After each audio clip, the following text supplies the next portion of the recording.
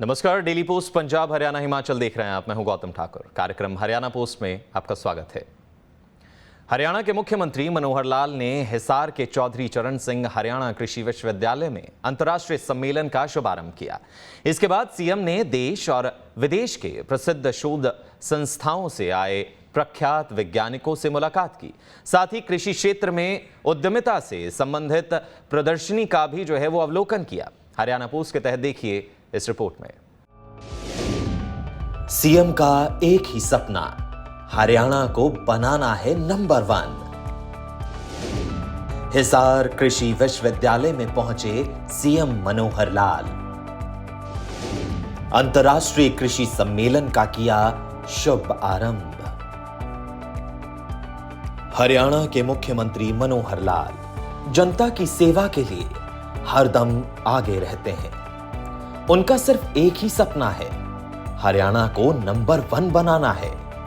हाल ही में हिसार के चौधरी चरण सिंह हरियाणा कृषि विश्वविद्यालय में वैश्विक खाद्य पोषण सुरक्षा, स्थिरता और स्वास्थ्य के लिए रणनीति विषय पर आयोजित अंतर्राष्ट्रीय सम्मेलन का शुभारंभ सीएम की तरफ से किया गया। इसके बाद सीएम ने देश और विदेश के प्रसिद्ध शोध संस्थाओं से आए प्रख्यात वैज्ञानिकों से मुलाकात भी की। साथ ही कृषि क्षेत्र में उद्यमिता से संबंधित प्रदर्शनी का अवलोकन भी सीएम की तरफ से किया गया। इस सम्मेलन में America, Britain, Canada, Kazakhstan, Japan, मिस्र, France, Germany, Tunisia, Brazil, Morocco और ऐसे ही 15 देशों के 900 वैज्ञानिक व शोधार्थियों ने भाग लिया। एक सुनहरा अवसर है कि एचएयू में आज देश भर के 20 एग्रीकल्चरल साइंस के जो साइंटिस्ट हैं यहाँ 3 दिन के लिए कॉन्फ्रेंस कर रहे हैं और एग्रीकल्चर के साथ जुड़ी बहुत सी समस्याएं, बहुत से उनकी नई टेक्निक्स, बहुत से ऐसे प्रोडक्शन बढ़ाने के विषय, डाइवर्सिफिकेशन, खास करके जैसे आज वातावरण दूषित होता जा रहा है उसमें खासकर जो एमिशन जिस प्रकार का पोल्यूशन का है, पानी का संकट है, उसको पानी को बचाने के लिए मार्केटिंग की बातें हैं, तो इन सब विषयों पर लेकर के जो मैंने इंट्रोडक्टरी सारा विषय का सुना है, अच्छा एक सेमिनार ये होने वाला है और बहुत से अच्छे सुझाव जो आएंगे निश्चित रूप से हरियाणा में उनको लागू करेंगे क्योंकि इन चीज़ों की आज महती आवश्यकता है। सॉइल की प्रोडक्टिविटी ये भी कैसे बढ़े, प्रोडक्शन जो है एग्रो प्रोडक्शन उसकी क्वालिटी कैसे सुधरे ताकि हमारे जीवन को यानी स्वस्थ शरीर कैसे रह सकता है, केमिकल्स और पेस्टिसाइड्स का जो दुष्परिणाम है उसको रोकने के लिए भी कुछ चीज़ें सामने आएंगी। जैसा भी यहाँ का निकलेगा परिणाम जो इनकी ओर से सिफारिशें होंगी उसको लागू करेंगे। 4 से 6 दिसंबर तक 3 दिवसीय अंतर्राष्ट्रीय सम्मेलन का आयोजन किया जा रहा है जिसमें अमेरिका, ब्रिटेन, कनाडा जैसे 15 देशों के 900 वैज्ञानिक व शोधार्थी भाग ले रहे हैं। जींद में संत शिरोमणि श्री सेन जी महाराज की जयंती पर हरियाणा के मुख्यमंत्री मनोहर लाल ने कई घोषणाएं की।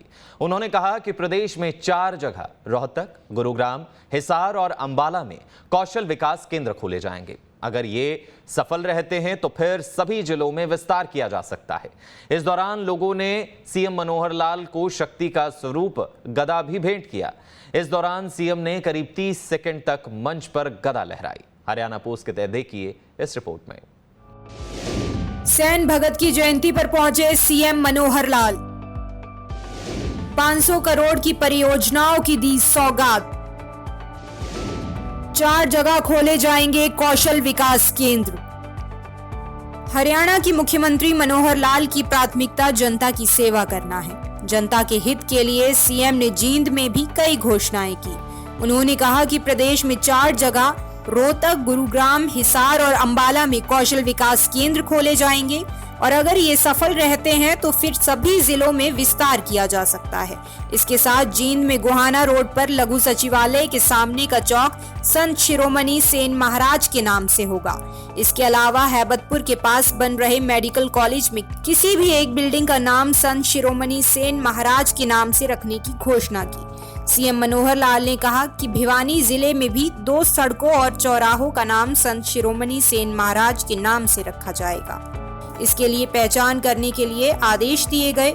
सीएम ने कहा कि सरकार हर वर्ग की चिंता कर रही है, जिसके कारण 3 प्रदेशों में भाजपा की सरकार बनी है, हैट्रिक बनी है और अगली हैट्रिक प्रधानमंत्री नरेंद्र मोदी की बनेगी और यही हैट्रिक हरियाणा में भी लगेगी। बहुत प्रसन्नता की बात मुझे बताई गई है कि आज इस प्रोग्राम में सेन महाराज के वंशज की 21वीं पीढ़ी वो भी यहां आए हुए हैं।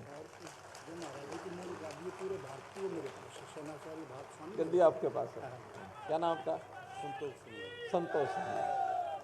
21वीं पीढ़ी सेन महाराज जी की, बहुत बहुत साधुवाद आपको।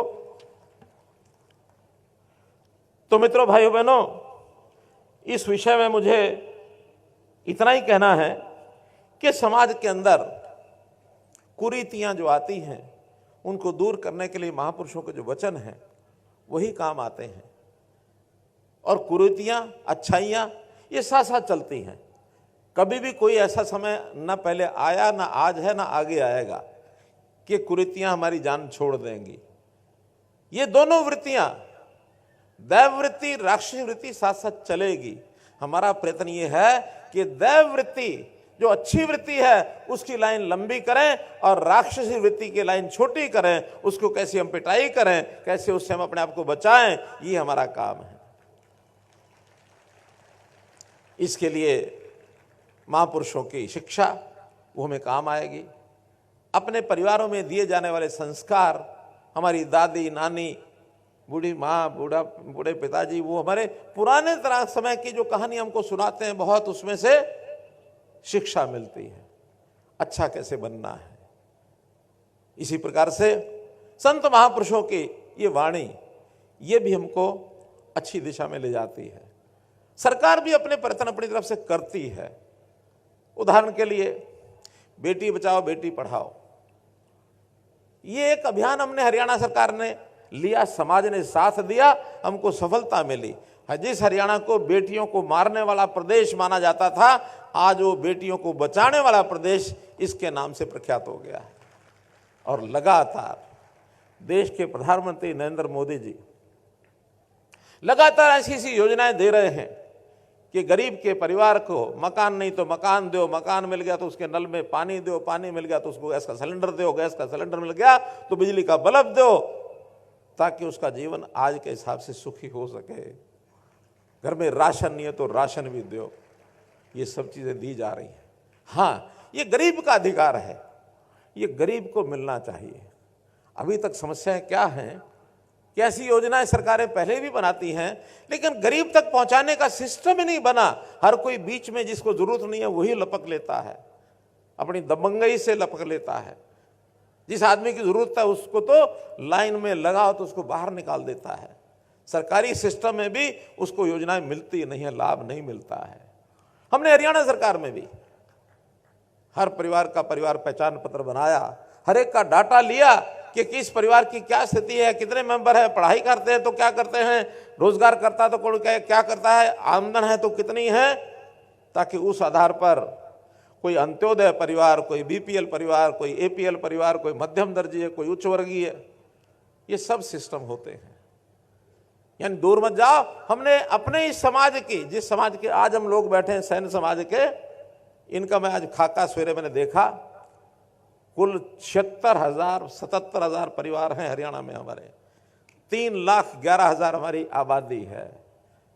इन 70,000 में 25,000 परिवार ऐसे हैं जिनकी आमदन 1,80,000 से ऊपर है। और उसमें अच्छी बात यह है, उसमें डॉक्टर भी हैं, उसमें वकील भी हैं, उसमें पीएचडी प्रोफेसर भी हैं, लेकिन 50-52% ऐसे हैं जो गरीबी रेखा से नीचे हैं। अभी तक सरकारी नौकरियों में मुझे बता रहे थे कि इस पिछले 6 साल में, 5 साल में, जब से हमने बिना खर्ची पर्ची की बात कही है, 1100 बच्चे इस समाज के अंदर नौकरी लगे हैं, किसी का 1 पैसा लगा नहीं। और जिस लोकतांत्रिक तरीके से हमने बीसी को ये जो आरक्षण दिया है, इस आरक्षण के कारण से 72 हमारे सरपंच बने हैं, 72 इस समाज के, 72 सरपंच, वरना कभी कोई बन नहीं सकता था। तो ये अवसर दिए हैं। इस नाते से हमारा चिंता करने वाला मोदी जी की सरकार जैसी चिंता कर रही है, हरियाणा में भी हम चिंता कर रहे हैं, इसका परिणाम कल आपने देख लिया। कल परिणाम देखा ना, 3 प्रदेशों में भारतीय जनता पार्टी अच्छे बहुमत से और सरकार बना ली है। समझो कल परिणाम आ गए हैं, किसी को अपेक्षा भी नहीं थी। हैट्रिक बनी है, अब अगली हैट्रिक मोदी जी के लगेगी, उसके बाद हैट्रिक हरियाणा में भी लगेगी। आप लोग कमर कस लो, आप लोग अपनी कमर कस लो। तो भाइयों बहनों, आज के दिन कहने के लिए बहुत कुछ कहा जा सकता है, लेकिन मैं तो इतनी बात कहूंगा कि विकास के नाते तो बहुत काम होते हैं। आज भी विकास के नाते मैं देखूं तो यहाँ आज 39 परियोजनाएं ऐसी हैं, 31 के शिलान्यास हुए, 8 का उद्घाटन हुआ है। आज इसी मंच से आकर के और मैंने 590 करोड़ की योजनाओं के शिलान्यास और उद्घाटन किए हैं। एक दिन आकर के 590 करोड़, भले ये जींद जिले के हैं, हर जिले के ऐसे उद्घाटन शिलान्यास हो रहे हैं और बड़े बड़े काम। पानी की व्यवस्था जींद के लिए, यानी नरवाड़ा में जो भाखड़ा नहर बह रही है, यहाँ के लोगों ने कहा कि हमको यमुना के बजाय भाखड़ा नहर का पानी लाकर दीजिए। 388 करोड़ रुपए की एकमात्र योजना जिसका आज शिलान्यास किया, 388 करोड़। सीवरेज की व्यवस्था, चाहे वो श्यामनगर जींद का हो और चाहे नरवाड़ा शहर का श्यामनगर हो, नरवाड़ा शहर के अंदर सीवरेज हो, इन दोनों सीवरेज की व्यवस्था की है। 6 सड़कें ऐसी हैं जिनका आज उद्घाटन किया है, लगभग 31 करोड़ रुपए की है, छोटी बड़ी सब सड़कें। कामों की कोई कमी नहीं है। विकास तो जितना पहले सरकारें करती थी उससे हम डबल कर रहे हैं और पैसा भी उससे आधा लगा रहे हैं। आप कहेंगे कि ये कैसे होता है, काम डबल हो रहा है, पैसा आधा लग रहा है।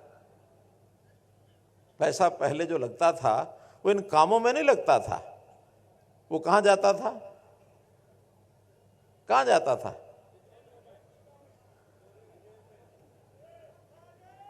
लोगों के जेब में।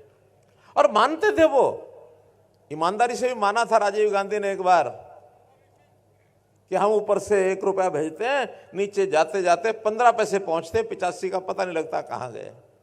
ये उन्होंने माना था। लेकिन आज गारंटी से ऊपर से 100 पैसे भेजते हैं, हर किसी के खाते में 100 के 100 पहुंचते हैं, एक भी बीच में काट नहीं सकता कोई भी। 100 के 100 हर किसी के खाते में पहुंचते हैं। देश के अंदर 40 करोड़ से ज्यादा नए खाते ये खुलवाए मोदी जी ने। हर किसी के परिवार का खाता, बेटियों का खाता। कोई परिवार आज देश में ऐसा नहीं है जिसका बैंक खाता ना हो। नहीं तो पहले ऐसे लोग थे, वो कहते बैंक में हमने करना क्या, ताजा कमाना, ताजा खाना, पैसा मजदूरी लेके आते हैं और हम जा करके बाजार में अपना लून तेल दाल लकड़ी ले आते हैं और अपना खा लेते हैं। मोदी जी ने कहा कि नहीं, जो आप कमाते हैं वो कमाओ, लेकिन सरकार बहुत सी योजना ऐसी देती है जो हम अपने सिस्टम से भेजेंगे तो आप तक पहुंचेगा ही नहीं। हम सीधा वहां से भेजेंगे, आपके खाते में आएगा, खाते में से आप निकालो और जहां खर्च करना करो। आपको बता दें, सीएम जींद के एकलव्य स्टेडियम में प्रदेश स्तरीय संत शिरोमणि श्री सेन जी महाराज की जयंती में पहुंचे थे। इस दौरान उन्होंने 500 करोड़ की विभिन्न परियोजनाओं का उद्घाटन और शिलान्यास किया और जनता को 500 करोड़ की परियोजनाओं की सौगात भी दी। फिलहाल आज के हरियाणा पोस्ट में इतना ही। मुझे यानी गौतम ठाकुर को दीजिए इजाजत और देखते रहिए डेली पोस्ट पंजाब, हरियाणा, हिमाचल।